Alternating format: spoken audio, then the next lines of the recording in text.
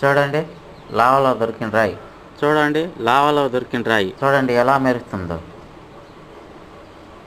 దగ దగ దగ మెరుస్తుంది. ఈ రాయి చూడండి, కింబల్ లావా లైఫ్లో నుంచి అంటుకునే ఉంది. పైకొట్టి తీసిన రాయి.